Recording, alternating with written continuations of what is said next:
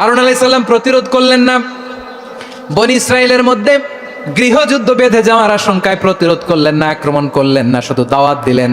In the mean time মুসা আলাইহিস সালাম আল্লাহর সাথে কথা বলে যখন ফিরে আসলেন, দেখলেন বনি ইসরাইলের অধিকাংশ লোক মুশরিক হয়ে গেছে, মুশরিক হয়ে গেছে। মুসা আলাইহিস সালাম রেগে গেলেন, রেগে প্রথমে বনি ইসরাইলদেরকে অ্যাটাক না করে ভাইয়ের দাড়ি ধরলেন। হারুন আলাইহিস সালামের দাড়ি আর চুল, মেজাজি নবী ছিলেন। হারুন, তুমি কি করলা? তোমার কি দায়িত্ব দিয়ে গেলাম, তুমি কি করলা? তুমি থাকতে বনি ইসরাইল কেমন করে শিরকের কাজে নিমজ্জিত হয়ে যায়? সাইয়েদনা হারুন আলাইহিস সালাম বললেন, ইন্নী, কোরআন সাক্ষী, কোরআন থেকে কোট করছি, ইন্নী خشيت أن تقول فرقت بين بني إسرائيل ولم ترقب قولي। ও আমার ভাই, আমার দাড়ি ধরবেন না, আমার মারবেন না।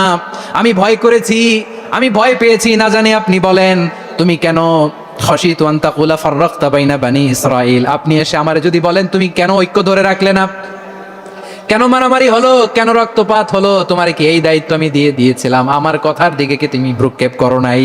আমি যে বলছি তাওহীদের বাণী প্রচার করবা আর ঐক্য ধরে রাখবা, আমার কথা কি শোনো নাই? আপনি আমারে ধমকাবেন, এই জন্য আমি প্রতিরোধ করি নাই, আক্রমণ করি নাই, গৃহযুদ্ধ আটকানোর জন্য কিন্তু আমি দাওয়াত দিয়েছি। সুবহানাল্লাহ পড়েন। ঐক্য ধরে রেখেছেন। মুসা আলাইহিস সালাম মুহূর্তেই সামিরীকে আক্রমণ করলেন, অ্যাটাক করলেন, শাস্তি দিলেন।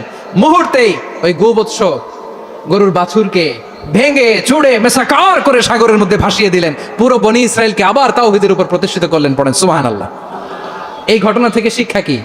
শিক্ষা হচ্ছে আপনি শিরকের আড্ডাখানা দেখলেও বৃহৎ স্বার্থে তাওহীদের দাওয়াত দিবেন, প্রয়োজনে আপনি ঐক্য নষ্ট করবেন না। সুবহানাল্লাহ পড়বেন না? তাহলে ঐক্যের গুরুত্ব বেশি না কম? বলেন, আওয়াজ করে বলেন। ওয়াতাসিমু বিহাবলিল্লাহি জামিআ, আল্লাহর রশিকে আঁকড়ে ধরো। ওয়ালা তাফাররাকু, তোমরা বিচ্ছিন্ন হয়েও না। পেকুয়ার ভাইরা আওয়াজ করে বলেন তো, আদেশটা কার? এখন বলেন, আমাদের ঐক্যবদ্ধ জীবনের দরকার আছে না নাই? এই যে ডক্টর মোহাম্মদ ইউনূস আমাদের লিডার, উনি যে আমাদেরকে জাতীয় ঐক্যের আহ্বান জানিয়েছে, ওনার আহ্বানে আমাদের সাড়া দেওয়ার দরকার আছে না নাই?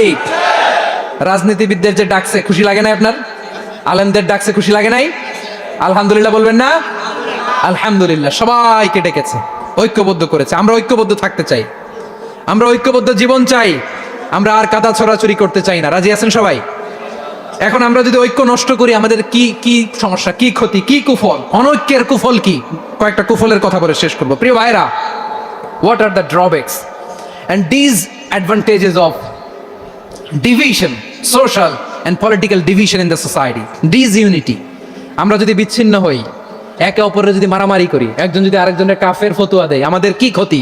শুনবেন? কথা কয় না, শুনবেন? এক নাম্বার ক্ষতি হচ্ছে, আমরা যদি বিচ্ছিন্ন হই, আমাদের শক্তি কমে যাবে, আমাদের পাওয়ার আমরা হারাবো। আমাদের কি হারাবো? পাওয়ার। মনে রাখবেন, যখন আমি একা থাকি তখন আমি ব্যক্তি, যখন আমরা সবাই মিলি তখন আমরা শক্তি। যদি পরিস্থিতি কখনো এমনও হয় শিরকের আড্ডাখানা, আপনি ঐক্য প্রতিষ্ঠার জন্য, ঐক্য রক্ষার জন্য তাও শুধু তাওহীদের দাওয়াত দিবেন, ওইখানে আক্রমণ করবেন না। এটা কোরআনের নীতি। কথা বুঝতে পেরেছেন? সামনে শিরকের কি? কথা কয় না, শিরকের কি? আড্ডাখানা, আখড়া। কিন্তু ঐক্য বজায় রাখার জন্য, গৃহযুদ্ধ এড়ানোর জন্য আপনি শুধু এটা যে শিরক, এটা হারাম, এটা থেকে তোমরা বেঁচে থাকো, শুধু দাওয়াত দিবেন, আপনি আক্রমণ করবেন না। এটা কোরআনের বিধান। সুবহানাল্লাহ কইবেন না? তো এই চমৎকার ঘটনাগুলো আপনারা শোনাইতে পারবো এরকম বিশৃঙ্খলা করলে?